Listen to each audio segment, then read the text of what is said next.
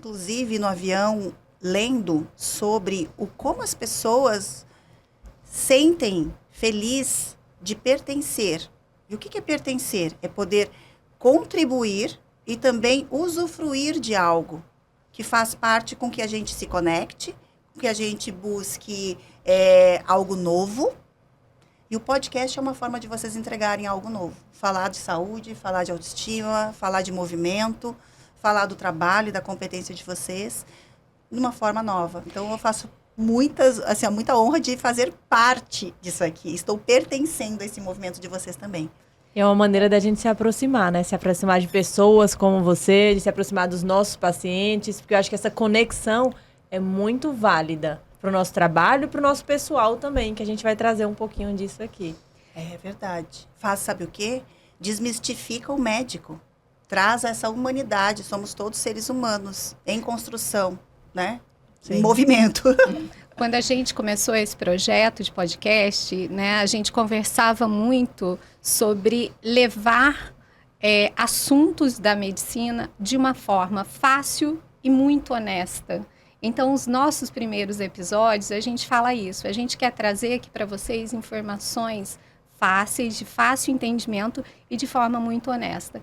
E aí, depois de alguns episódios, a gente discutindo sobre o que a gente fazia, a gente decidiu que a gente ia escolher pessoas que trouxessem assuntos que tocassem os nossos pacientes também, né? E que faziam parte da nossa vida, da nossa discussão. Então, e um desses assuntos, né? A gente estava conversando como que a gente vai falar com a Chay, quais são os assuntos que a gente vai falar com ela. E aí veio a questão da mentoria. Uhum. Eu li recentemente num livro do Tiago Brunet, e que ele falava assim, todo mundo precisa de um mentor.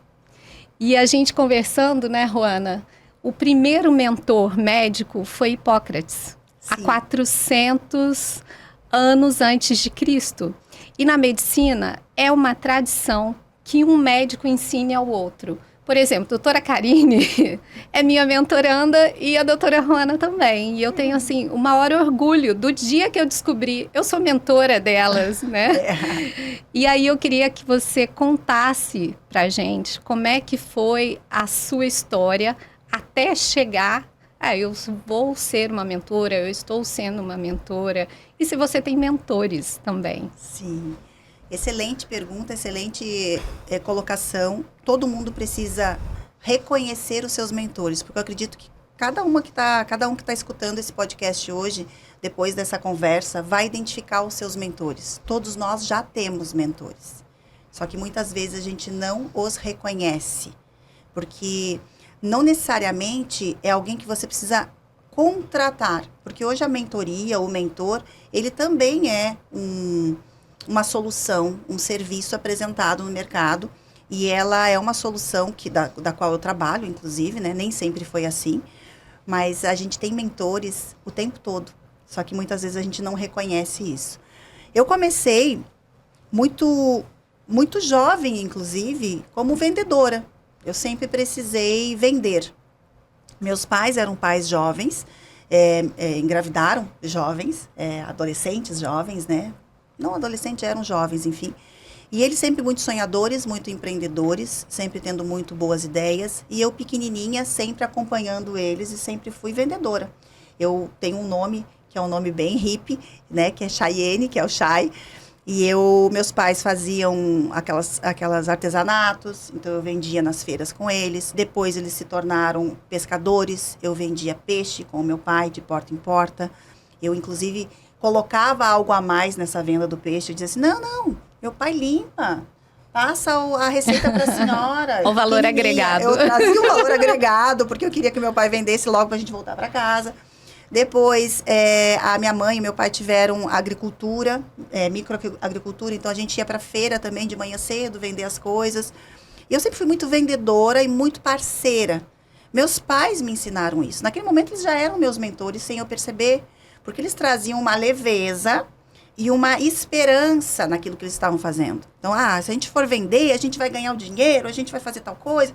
Então, isso para mim já trouxe uma imagem de mentoria. Eu tô pensando nisso exatamente nesse momento, porque eu nunca tinha pensado sobre isso, tá? Eu confesso. Bom, aí a minha carreira, trabalhando, precisando trabalhar, eu vendi consórcio, vendi carro, fui empreendedora aos 19 anos. E sempre ouvi pessoas que tinham mais experiência que eu naquela área, naquele setor. E aqui fica um ponto de atenção sobre mentoria. A mentoria que você busca, por exemplo, quando eu vendia consórcio, o meu supervisor daquela concessionária era meu mentor. Então, não interessa qual é a formação acadêmica dele, não interessa se ele falava corretamente ou não falava corretamente, se ele se vestia bem ou não se vestia bem, mas para aquela função, para aquele meu momento de vida, ele era um excelente mentor. Ele me motivava, ele me escutava, ele me direcionava, ele me dava o caminho.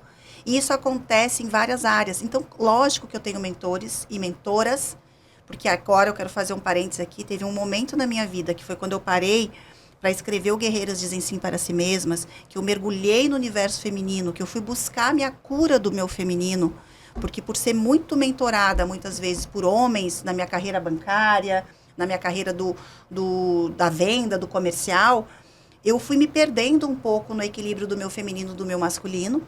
Então, eu fiquei muito focada, eu fiquei muito determinada, eu virei uma mulher de alta performance, eu virei uma mulher muito em busca daquela independência.